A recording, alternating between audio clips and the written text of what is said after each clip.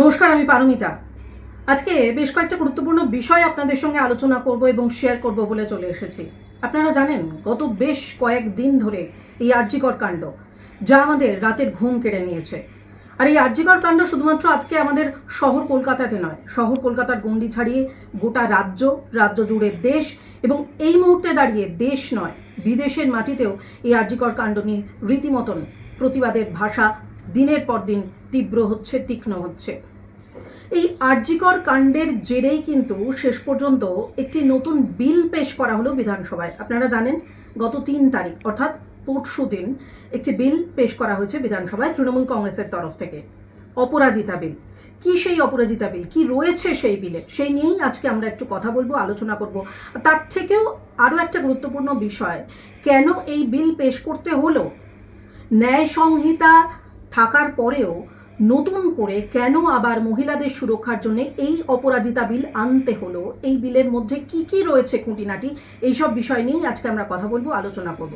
আমাদের সঙ্গে আজকে রয়েছেন বিশিষ্ট সাংবাদিক তথা বিশ্লেষক বিশ্বজিৎ ভট্টাচার্য। বিশ্বজিৎদা, তোমাকে স্বাগত জানাই টাইমস নাও খবরে। বিশ্বজিৎদা, প্রথমেই যে বিষয়টা তোমার থেকে একটু বুঝে নেওয়ার চেষ্টা করব, যেটা দর্শকদের ভীষণভাবে জানা প্রয়োজন, এই অপরাজিতা বিলটা আসলে কি, আর এই বিলে ঠিক কি কি আছে? আমরা সবাই জানি আরজিকরে যে নৃশংস অমানবিক ঘটনা ঘটেছে তাতে উত্তাল সারা রাজ্য। সর্বস্তরের মানুষ প্রতিবাদ করছেন, বিচার চাইছেন। রাজ্যের মুখ্যমন্ত্রী এই নৃশংস ঘটনার পরে বলছিলেন যে আরো কড়া আইন দরকার। এই ধরনের নৃশংস অমানবিক অপরাধ দমন করার জন্য তীব্র কঠোর আইন দরকার। সেই কথা রাখতেই 3 তারিখ বিধানসভায় রাজ্য সরকার প্রস্তাবিত বিল পেশ করে, অপরাজিতা উইমেন অ্যান্ড চাইল্ড 2024 বিল। বিধানসভায় উপস্থিত একমাত্র বিরোধী দল বিজেপি, তারাও এই বিলকে সমর্থন করেছে, অর্থাৎ সর্বসম্মতভাবে বিধানসভায় এই প্রস্তাব পাশ হয়েছে। কি বলা আছে বিলে?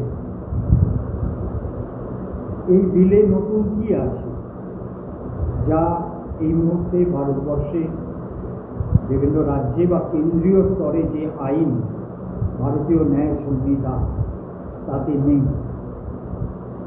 আমরা যদি বিলটার দিকে দেখি তাহলে দেখা যাবে প্রথম যে বিষয়টা নজর কাড়ে সেটা হচ্ছে আরজিকরে যেমন নৃশংস ঘটনাটা ঘটেছে, সেখানে যেমন ধর্ষণ করে খুন করা হয়েছে, সেই অপরাধের ক্ষেত্রে এবং ধর্ষণ করার সময় বা তারপরে শারীরিক অত্যাচার এমন পর্যায়ে যায় যাতে ধর্ষিতা তার সমস্ত স্বাভাবিক বোধ বুদ্ধি লোপ পেয়ে যায়, যাকে আমরা ভেজিটেবল বলি, একেবারে চলৎ শক্তিহীন জড় পিণ্ডে পরিণত হয়। সেই সব ক্ষেত্রে কঠোরতম শাস্তি, একমাত্র শাস্তি ফাঁসি। এছাড়া যদি অপরাধ হয় ধর্ষণ বা শারীরিক অত্যাচার শিশু বা নারীদের ক্ষেত্রে, তাহলে তার যাবজ্জীবন ফাঁসি। দ্বিতীয় যে বিষয়টা সেটা হচ্ছে সময়সীমা বেঁধে দেওয়া। এই 21 দিনের মধ্যে তদন্ত শেষ করতে হবে। যদি প্রয়োজন পড়ে তদন্তের কারণে, তাহলে আরো 15 দিন সময়সীমা বাড়ানো যেতে পারে।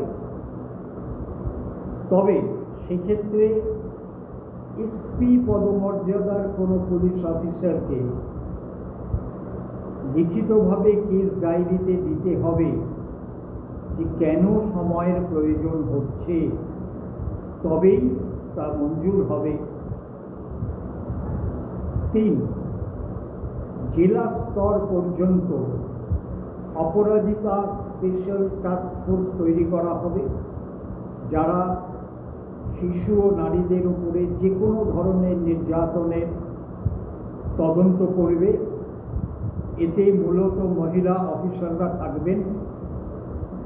এক্ষেত্রে আরও একটা বিশেষ কথা বলা হয়েছে, এই যে তদন্ত করবে যে দল, তারা যদি মনে করেন সরকারের যে কোনো স্তরের অফিসারের সহায়তা দরকার বা সরকারের বাইরে যে কোনো স্তরের মানুষের সহায়তা দরকার, তবে তারা সেই সহায়তা দিতে বাধ্য থাকবেন। যদি দেখা যায় যে কেউ অসম্মত হয়েছেন বা অসহযোগিতা করেছেন, তাহলে তাদের ক্ষেত্রেও শাস্তির বিধান থাকছে। সেক্ষেত্রেও 6 মাস পর্যন্ত জেল, 5,000 টাকা পর্যন্ত জরিমানার কথা বলা হয়েছে প্রস্তাবিত বিলে। এছাড়াও এই বিলে যেটা বলা হয়েছে যে দ্রুত বিচারের জন্যে ফাস্ট ট্র্যাক কোর্ট তৈরি করা হবে। সেই সমস্ত ফাস্ট ট্র্যাক কোর্টকে যাতে এই ধরনের বিচার সুষ্ঠুভাবে দক্ষতার সঙ্গে সময়ের পরিধি মেনে দ্রুত বিচার শেষ করতে পারে, তার জন্য তাদের দক্ষতা বাড়ানো হবে। তাদের সেইভাবে দায়িত্ব সম্পর্কে সচেতন করা হবে, যাতে সেইটা ঠিক মতো চলে এবং দ্রুত বিচার পাওয়া যায়। এছাড়াও আরও একটি বিশেষ কথা এই বিলে বলা হয়েছে, যেমন এই যে বিচার প্রক্রিয়া চলবে, সেই বিচার প্রক্রিয়া চলাকালীন আদালতে বা তার আদালত সম্পর্কিত বিষয়গুলোতে যদি কোনো সংবাদ মাধ্যম সংবাদ পরিবেশনের ক্ষেত্রে তারা সঠিক দায়িত্ব পালন না করে, তাহলে তাদেরও জেল এবং জরিমানার কথা এই প্রস্তাবিত বিলে বলা হয়েছে। এছাড়াও এই প্রস্তাবিত বিলে ভারতীয় ন্যায় সংহিতা যে আইন বলবৎ হয়েছে সারা ভারত জুড়ে, দেশ জুড়ে, কেন্দ্রীয় আইন, সেই আইনে কিছু অ্যামেন্ডমেন্ট বা সংশোধনী আনার কথা বলা হয়েছে। সেই বিষয়গুলো অত্যন্ত টেকনিক্যাল, যেটা আমাদের মতন সাধারণ মানুষের খুব একটা জানা বোঝার মধ্যে নয়। যারা আইন নিয়ে কাজ করেন, আইন বিশেষজ্ঞ, তাদের জন্যে বিষয়টা খুব পরিষ্কার। সেই কারণে আমি আর এখানে সেই বিষয়গুলো বলছি না, শুধু এইটুকু বলছি যে এই আইন রাজ্যে যেটা প্রস্তাবিত আকারে বিধানসভায় পেশ করা হলো, সেই আইনের মূল ফিচার এইগুলো, এবং রাজ্য সরকার মনে করছে যে এই আইন বলবৎ হলে এই ধরনের অপরাধ কমানো যাবে। কারণ অপরাধীদের মনে ভয় ঢুকবে যে ধরা পড়লে কি কি শাস্তির বিধান রয়েছে তার জন্য। সেই কারণে অপরাধীরা পিছিয়ে যাবে, এই ধরনের অপরাধ করা থেকে বিরত থাকবে, এমনই রাজ্য সরকারের আশা। বিধানসভায় এই যে অপরাজিতা বিল পেশ করা হলো, এই বিল পেশের কতটা গুরুত্ব ছিল, কতটা প্রয়োজনীয়তা ছিল, এই অপরাজিতা বিল পেশ করার কতটা প্রয়োজনীয়তা ছিল ঠিক? এখনো পর্যন্ত আমাদের দেশে যদি একটি মেয়ে তার যে গোষ্ঠী বা তার যে জাতি বা সে যে সম্প্রদায়ের, তার বাইরে গিয়ে যদি নিজের ইচ্ছায় বিবাহ করে, তাহলে চরমতম শাস্তি তার উপর নেমে আসে পরিবারের লোকের কাছে। তার বিয়েটা ভেঙে দেওয়ার জন্যে বা তাকে জোর করে বিয়েটা ভাঙিয়ে ঘরে নিয়ে আসার জন্যে যে সমস্ত পদ্ধতি অবলম্বন করা হয় এবং সেগুলো সামাজিক মান্যতা পায়, এই অন্ধকার যদি থাকে তাহলে কড়া আইন কি করতে পারে? এগুলো তো সমাজে যারা করছেন তারা পার পেয়ে যাচ্ছেন। এখনো পর্যন্ত বিভিন্নভাবে মেয়েদেরকে বোঝানো হয় তারা মেয়ে, অতএব তাদের কিছু কিছু ট্যাবু মেনে চলতে হবে। বাড়ির বাইরে যাওয়ার ক্ষেত্রে পোশাক আশাক হোক, তার কথাবার্তা হোক, বা তার চাল চলন বা চলন যেরকমই হোক, সেগুলো সমস্ত বাঁকা চোখে দেখা হয়। এবং সেই নিয়ে যদি কেউ আপত্তি জানায় বা কেউ কোনো কথা বলে, তার সহযোগী বা তার সঙ্গে গলা মেলানোর লোক প্রচুর সঙ্গে সঙ্গে জুটে যায়। এই যুগগুলো তো আমাদের ভাববার সময় এসেছে, এগুলো সবাই ভাবার সময় আসেনি। এগুলো কি শুধুমাত্র একা যে মেয়েটা নির্যাতিত হচ্ছে তার পরিবারের, অথবা প্রতিদিন অসংখ্য মেয়ে রাস্তাঘাটে যেভাবে হেনস্থার মুখোমুখি হচ্ছে, অপমানিত হচ্ছে, সেই সমস্ত মেয়েদের পরিবার বা তাদের দায় শুধু? আমরা বলবো যে আমরা বিজ্ঞানের পথে এগোচ্ছি, আমরা মঙ্গল গ্রহের দিকে এগোচ্ছি, আমরা বিভিন্ন মহাকাশ অভিযানে এগোচ্ছি, আমরা নানা দিকে নানা বিজ্ঞানের, কলায়, বাণিজ্যে সমস্ত দিকে উন্নতি করছি। ভারতবর্ষ এখন সারা পৃথিবীর চোখে অত্যন্ত উন্নত দেশ, আমাদের অনেক সম্মান বাড়ছে। আর এই অন্ধকারগুলো, এইগুলো আমাদের টানছে না পেছনে? এইগুলো সামনে যখন আসছে, সেই উন্নত শির কি থাকছে আমাদের? ফলে আমার মনে হয় যে আমাদের ভাবার সময় এসেছে। শুধুমাত্র আইন নয়, আমাদের ভেতর থেকে নিজেদের মনগুলোকেও পরিষ্কার করতে হবে, সমাজটাকে ধুতে হবে, পরিষ্কার করতে হবে, আমাদের দৃষ্টিভঙ্গি পাল্টাতে হবে। আমাদের সবাই সমান, ছেলে মেয়ে পুরুষ নারী নির্বিশেষে এইভাবেই সমাজ এগোবে। এইদিকে আমাদের যতদিন না আমরা এগোতে পারবো, ততদিন এর থেকে পরিত্রাণ সম্পূর্ণভাবে পাওয়া যাবে বলে মনে হয়। আর এই বিল যদি যথার্থই আইনে পরিণত হয়, সেক্ষেত্রে মহিলারা ঠিক কতটা উপকৃত হবেন কি মনে হচ্ছে? তোমার এই প্রশ্নটা এই মুহূর্তে অত্যন্ত গুরুত্বপূর্ণ প্রশ্ন। তার কারণ আমাদের দেশের সব রাজ্যের বাসিন্দাদেরই অভিজ্ঞতা হচ্ছে যে আইন অনেক রয়েছে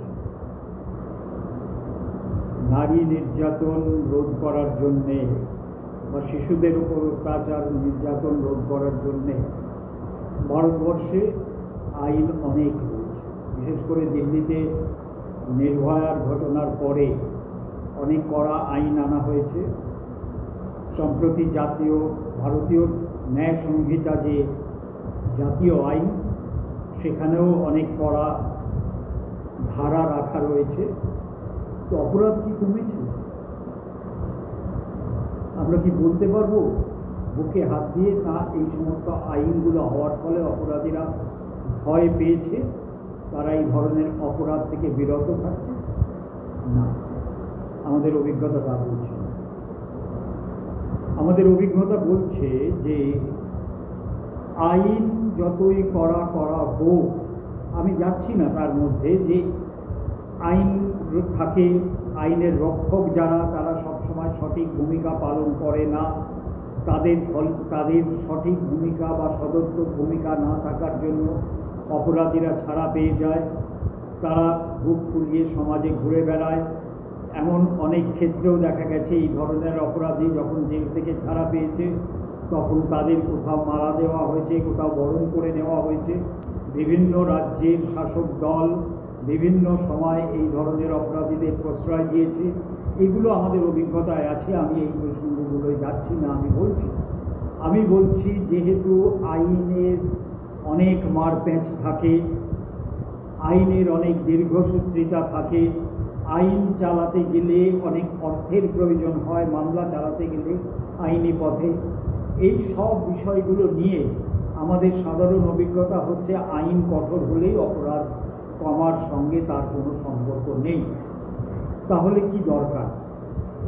আমার মনে হয় যে বহু বছর ধরে আমরা যে কথা বলে আসছি, যে মেয়েদের প্রতি সঠিক সম্মান, মেয়েদের জন্য সমাজে সমান অধিকার, মেয়েদের জন্য সমাজে যে যে বিষয়গুলোর উপর জোর দেওয়া উচিত, যেমন শিক্ষা, এই যে ধরুন আমাদের অভয়ার ক্ষেত্রে যে ডাক দেওয়া হলো, মেয়েরা রাত দখল, অর্থাৎ রাত মেয়েদের কাছে একটা জিনিস,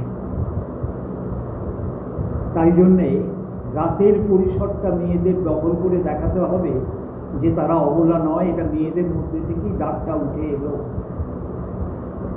হ্যাঁ, আমারও ভালো লেগেছে, সেদিনকে আমিও পা মিলিয়েছিলাম। আমার মনে হয়েছিল যে এইটার সঙ্গে আমারও আজকে বেরোনো দরকার।